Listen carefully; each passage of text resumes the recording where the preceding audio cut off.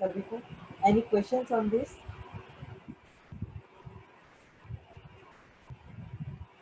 ये जो आपने पेन के बारे में बताया, तो scientifically how is it possible कि वो उसका पेन, मतलब उसके वेरिकोज वेन्स ठीक हो गया, नहीं, आपके पास आ गया?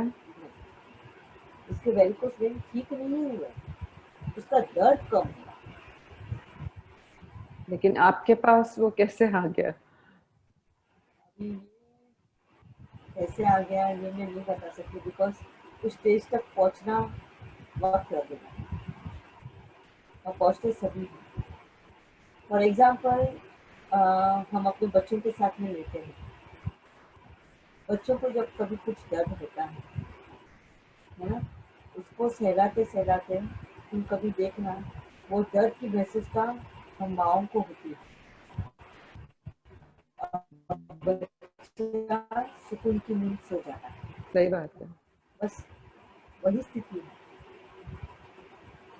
और जब उस बच्चे को हम सुकून की नींद सोते देखते हैं ना, हम जो अपना वो दर्द है ना वो भी भूल जाते हैं।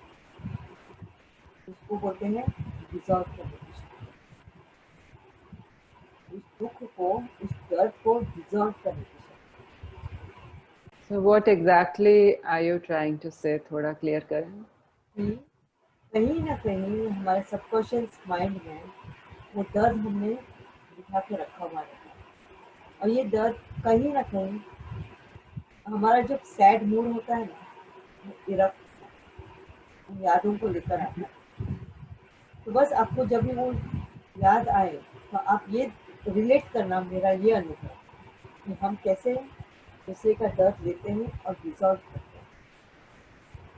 वो जब अनुभव होगा, तो तब जब जब आपको दातापन की स्थिति में स्थित होना हो, बहुत इजी होगा। एक्चुअली इसमें बाबा ने मुझे भी बहुत दीदी थोड़ा ये क्लियर कर था, कभी हमारे नियर डियर के कोई शरीर छोड़ते हैं तो उनको ग्रेजुअली टाइम भी उनको भूल रहता है हमारे लिए। हम भूल तो नहीं सकते हैं, क्योंकि हमने उनके साथ समय बिताया है, हमारी मेमोरीज जुड़ी हुई है। वो तो मुमकिन ही नहीं है। वो आत्मा तो नेक्स्ट जन्म में भी कैरी करती है ना। इसके लिए उनको 5 जन्मों का बहुत बार याद आता है। तो ये मुमकिन नहीं है कि हम उनकी यादों को दूर कर सकें या उनको भूल सकें। लेकिन हर अगर हम दर्द से उनको याद करते हैं तो उस हाँ, इस वक्त दर्द वो को ही फीलिंग्स पहुंचती है।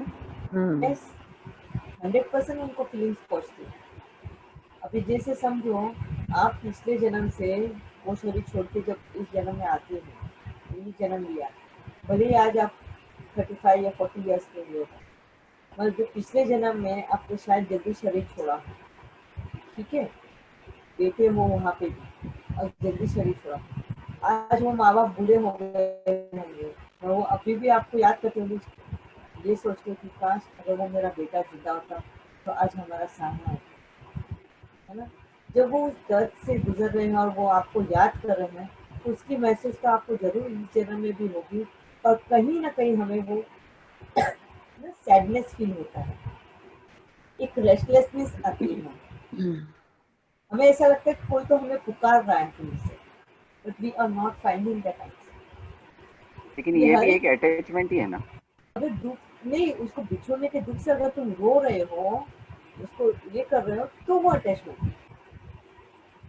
तो अभी जैसे मेरे डैडी ने शरीर छोड़ा, अभी कल उनको पूरे 24 ईयर्स हो जाएंगे, 10 सितंबर को। तो आज ही मैं सवेरे याद कर रही थी कि कल मेरे डैडी को 24 ईयर्स हो गए।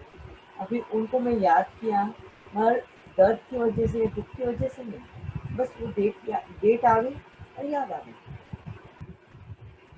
है ना। कभी मैंने उनका फेवरेट खाना बनाया, तो बच्चों को मैं बताती हूँ कि देखो मेरे डैडी की फेवरेट सवेरे का ये नाश्ता था, जलेबी और उसर, स्प्राउट्स बोलते हैं, या तो उसर बोलते हैं। स्प्राउट्स और जलेबी मेरे डैडी का फेवरेट नाश्ता था विंटर सीजन। तो जब भी विंटर आता था वो बनाती थी, तो मैं बच्चों को याद कराती ये तुम्हारे नाना का फेवरेट नाश्ता। या बारिश होती थी, पकोड़े बनते थे मेरे डैडी का फेवरेट। या आईपीएल कप चलता है, वर्ल्ड कप, उस वक्त। तो मेरे डैडी की साथ में मेरी मेमोरीज है वो जो मैं शेयर करती हूँ, उसको अटैचमेंट नहीं बोलेंगे। अटैचमेंट मतलब पजेसिव, ऑब्सेसिव, कि तुम डैडी चले गए उस दर्द मन ही को। मन याद करने का, किसी और करते हैं वो अलग बात है। मन ही मन में भी हम याद कर रहे हैं, अभी मेरे डैडी को याद कर रही हूँ मन ही मन में।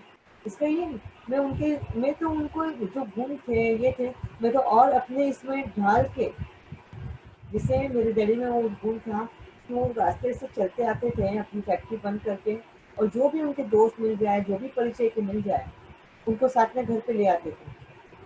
खाना खाने का वक्त होगा तो और सबको खाना खाने को बिठा देते थे, ये उनकी आदत थी। और मम्मी को तो अनएक्सपेक्टेड थे गेस्ट, मम्मी तो इतने लोगों का खाना नहीं बनाती थी, और मम्मी को तो अभी आदत हो चुकी थी वो मेरे डैडी का नेचर का, तो वो थोड़ा रखती ही थी रेडी ऐसे कि अगर लेकर आ जाए तो फटाफट बना देना। और वही संस्कार मेरे अंदर भी आए। मेरे को भी जो भी खाना खाने के वक्त हो या नाश्ते के वक्त जो भी कोई आए तो उनको खिलाए बगैर भेजना नहीं है। और यही गुण बाबा ने मेरा अंदर वो सबके लिए किया, वो यूज कर लिया सबके लिए। तो कहीं ना कहीं मैंने अपने डैडी के इस गुण को जिंदा रखा। और मुझे वो हमेशा ये जब बोलते हैं, और डैडी के परिचय के लोग जब मिलते हैं तो बोलते हैं तेरे अंदर तो तेरे डैडी के गुण आ गए, इस तरीके से परिचय देते हैं, और मेरे को बहुत खुशी लगती है उसमें। तो इसका मतलब ये नहीं कि मैं उनको याद कर रही हूँ या उनकी गुणों को मैं उजागर करती हूँ, तो इसमें अटैचमेंट है। मैं उनके दुख में नहीं रो रही हूँ या किसी और को उनको लेकर दूसरों को सता नहीं रही हूँ, या ऐसी जिद नहीं पकड़ी कि मेरे को मेरे डैडी को लेकर ही आओ, कहीं से भी लेकर आओ। तो बहुत आत्माओं को मैं देखती हूँ, किसी की मम्मी ने, किसी के हस्बैंड ने, किसी के बच्चों ने अगर शरीर छोड़ा है, तो आज भी इस स्थिति में भी वो लोग मेरे को ऑडियो भेजते हैं या मेरे से बात करने की कोशिश करते हैं और बोलते हैं कि प्लीज आप बाबा को पूछो, बाबा को बोलो कि वो मेरे मम्मी को लौटा दे या मेरे बेटों को लौटा दे। इस तरीके की बातें होती, बाबा उसको अटैचमेंट करते हैं, उन दर्द से डिटैच होना है, उनके बिछुड़ने के दर्द से डिटैच होना है, उससे अटैच नहीं है। मेमोरी से ऐसा तो हो नहीं सकता कि हम भूल जाए। क्या हम ब्रह्मा बाबा की मेमोरी से भूल चुके हैं? क्या दादियाँ भूल गई मेमोरीज ब्रह्मा बाबा के साथ निभाई? क्या गुलजार दादी, जानकी दादी, ये सब ब्रह्मा बाबा की पालना को भूल गए? कोई नहीं भूला, ना ही मम्मा की पालना को कोई भूला। आज भी वो लोग आते हैं, शेयर करते हैं, तो बताते हैं उन्होंने कैसे वक्त बिताया ब्रह्मा बाबा और मम्मा के साथ, उनके साथ वक्त बिताया हुआ। तो वो अटैचमेंट अगर रहता, बाबा उनको बोलता ही नहीं ना, उनको तभी वो बता देता कि ये नहीं सही है ना। खुद शिव बाबा भी बहुत बार ब्रह्म बाबा को याद करता है और मूर्तियों में हमें सुनाता है ना, मम्मा के बारे में। तो वो अटैचमेंट कैसे है? इसी बात को समझना है हमको, अटैचमेंट मतलब क्या है। बहुत बार यहाँ पे बहुत सारे लोग नफरत करते हैं, प्यार और स्नेह को अटैचमेंट समझते हैं। जैसे ही हम सेंटर जाने लग जाते हैं और वहाँ पे कहा जाता है तुमको अपने बच्चों की मोह से निकलना है ना, अपने घर परिवार की मोह से निकलना है, अभी सेवा देनी है, ये करना है, तो वो ये समझ ही नहीं पाते हैं कि मोह से निकलना मतलब क्या। वो उन रिश्तों से ही दूर भागना शुरू कर देते हैं, अपना कर्तव्य ही निभाने का भूल जाते हैं, अपने परिवार के प्रति, अपने बच्चों के प्रति। अब मेरे युगल का कर्नाटक में जाने का तय हो गया ऑलमोस्ट 4-5 इयर्स बैक। तो मतलब घर पे ऐसे होता है ना कि ससुराल वाले, मैके वाले, कि अब तुम हो 45 की, अब वो है 50 का, अब इस उम्र में वो कहाँ जाएगा तुम यहाँ बच्चे के साथ रहोगी, ये भी कोई लाइफ है क्या, अभी इस उम्र में तो साथ रहना चाहिए, फिर वहां पे उसका कौन करेगा, तुम्हें तकलीफ होगी, उसे तकलीफ होगी। मुझे ऐसे लगता है कि इससे प्यार कम नहीं होता है, बिल्कुल भी कोई केयर कम नहीं होती है, दुख भी नहीं होता है, सब कुछ वैसे की वैसा रहता है, उल्टा अनकंडीशनल और अनकंडीशनल लव, सेल्फलेस एक्सेप्टेंस और ये सब हो जाता है।